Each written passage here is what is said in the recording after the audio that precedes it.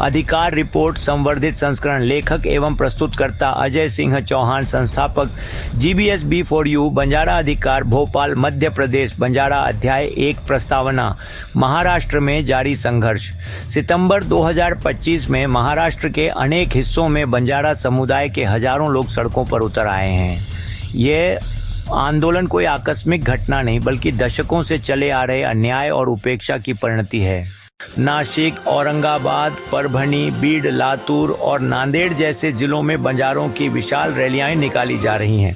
ढोल नगाड़ों के साथ हम न्याय चाहते हैं और बंजारा एकता जिंदाबाद के नारे गूंज रहे हैं। लाइव दृश्य यह दिखाते हैं कि महिलाएं अपने बच्चों को लेकर धरना स्थलों पर बैठी हैं। युवा अपने माथे पर ST आरक्षण 2 की पट्टी बांधकर सड़कों पर मार्च कर रहे हैं। कई जगह पुलिस और आंदोलनकारियों में हल्की झड़पें भी हुईं, पर आंदोलन का स्वरूप मुख्यतः अहिंसक और शांतिपूर्ण बना हुआ है। अध्याय 2, औपनिवेशिक विरासत। Criminal tribes act 1871। ब्रिटिश शासन ने बंजारों और अन्य घुमंतू समुदायों को अपराधी जाति घोषित कर दिया था। CTA 1871 के अंतर्गत बंजारों की हर गतिविधि पर निगरानी रखी जाती थी। उनकी बस्तियों को पुलिस चौकियों के अधीन कर दिया गया।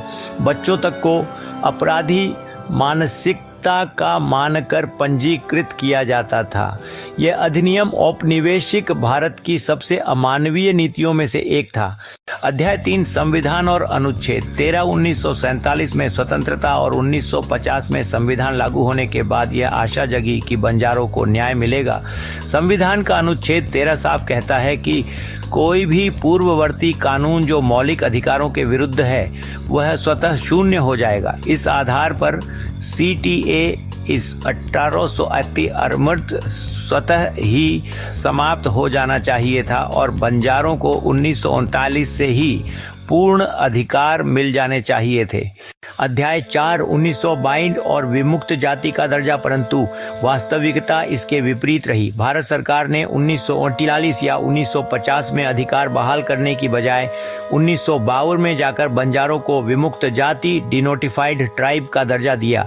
यह कदम संविधान की आत्मा के खिलाफ था। बंजारों को मुख्यधारा से और दूर ले गया। उन्हें SC ST आरक्षण की जगह एक अस्पष्ट स्थिति में धकेल दिया। यही कारण है कि यह सवाल केवल सरकार पर नहीं बल्कि संविधान की विश्वसनीयता पर भी प्रश्न चिन्ह खड़ा करता है। अध्याय 5, आयोगों की राजनीति और विश्वासघात। 1952 के बाद बंजारों के पुनर्वास और अधिकारों के लिए कई आयोग बने। काका कालेलकर आयोग, मंडल आयोग, रेणके आयोग और राज्य स्तरीय अनेक समितियां। इनमें से अधिकांश ने माना कि बंजारों को ST आरक्षण मिलना चाहिए, लेकिन हर बार रिपोर्ट को ठंडे बस्ते में डाल दिया गया और नए आयोग बैठा दिए गए। यह सिलसिला अंग्रेजों की फूट डालो और राज करो नीति का ही भारतीय संस्करण है। अध्याय 6, राजनीतिक लाभ का खेल। अलग अलग राज्यों में बंजारों को अलग अलग श्रेणियों SC, OBC, NT, VJNT में बांट दिया गया। इससे उनकी एकजुटता टूट गई और राजनीतिक दल उन्हें वोट बैंक की तरह इस्तेमाल करते रहे। आज भी आशंका है कि सरकार केवल एक उपजाति को ST दर्जा देकर आंदोलन को शांत करने का प्रयास करेगी।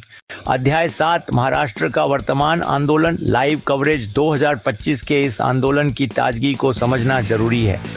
नासिक, हजारों लोग ट्रैक्टर ट्रॉली और पैदल मार्च करते हुए जिले के मुख्यालय पहुंचे। जय बंजारा, न्याय हमारा के नारे गूंजे। औरंगाबाद, बंजारा समाज की महिलाएं सफेद साड़ियां पहनकर शांति मार्च में शामिल हुई।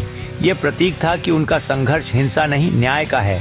बीड और परभनी, युवाओं ने गांव-गांव में बंजारा पंचायत आयोजित कर यह तय किया कि आंदोलन अनिश्चितकालीन चलेगा। मुंबई, राज्य सरकार पर दबाव बनाने के लिए प्रतिनिधिमंडल ने राज्यपाल से मुलाकात की। अध्याय 8, राजनीतिक विश्लेषण। यह आंदोलन केवल आरक्षण का प्रश्न नहीं है बल्कि एक राजनीतिक चेतावनी है। यदि सरकार न्याय नहीं देती तो बंजारों का विश्वास लोकतांत्रिक ढांचे से उठ सकता है। विपक्षी दल भी इस मुद्दे को भुनाने की कोशिश कर रहे हैं, लेकिन बंजारों की चेतावनी साफ है। हम किसी पार्टी का हिस्सा नहीं, केवल न्याय चाहते हैं। अध्याय 9, भविष्य की दिशा। 1, बंजारों को ST आरक्षण में तत्काल शामिल किया जाए। 2, 1952 के विमुक्त जाति निर्णय की संवैधानिक समीक्षा हो। 3, आयोगों की जगह कार्रवाई की नीति बने। 4, शिक्षा, स्वास्थ्य और रोजगार में विशेष पैकेज घोषित किए जाए। निष्कर्ष, बंजारों का संघर्ष केवल अधिकार का नहीं बल्कि भारतीय संविधान की विश्वसनीयता का भी प्रश्न है। यदि उन्हें अब भी न्याय नहीं मिला तो यह साबित करेगा कि भारत सरकार आज भी अंग्रेजों की नीति पर चल रही है। फूट डालो और राज करो।